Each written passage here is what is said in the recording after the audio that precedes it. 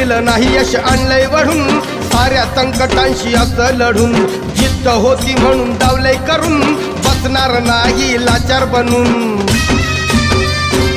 येत नव्हतं चाला या चढावरून आता तू चालणार गाडी